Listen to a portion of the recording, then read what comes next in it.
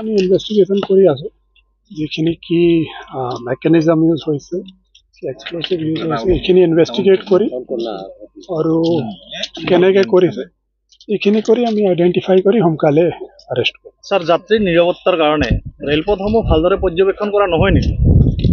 এইটো হয়, ডেফিনেটলি ভালকে সুৰক্ষা দিয়া যায়। এইখিনি কি হৈছে কেনেকৈ হৈছে আমি ইনভেষ্টিগেশ্যন কৰিয়ে গম পাম। এতিয়ালৈকে কোনো অহা নাই, আমি ইনভেষ্টিগেশ্যন কৰি আছোঁ আৰু তাৰ পৰা ওলাম। আমি ইনভেষ্টিগেশ্যন কৰি আছোঁ, তাৰ পিছতে ক'ব পাৰিম।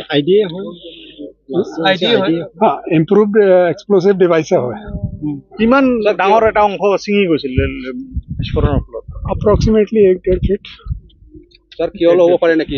এৰিয়াৰ এক্টিভ আছে নেকি? কিয় হ'ব পাৰে নেকি? আমি ইনভেষ্টিগেশ্যন কৰাৰ পিছতে কিবা ক'ব পাৰোঁ, বাট একজেক্টলি এক্সট্ৰিমিষ্ট গ্ৰুপ ইনভলভ হৈ আছে সেইটো আমি তাৰ পিছতে ক'ব। স্যাৰ, দেখা গৈছে যে বহুত ডাঙৰ দুৰ্ঘটনাৰ পৰা এটা ৰক্ষা পৰিল, তো ভৱিষ্যতে যাতে এনেধৰণৰ ঘটনা সংঘটিত নহয় তাৰ কাৰণে আপোনালোকে কি ব্যৱস্থা হাতত অল প্ৰিভেণ্টিভ একশ্যন ল'ব লাগে।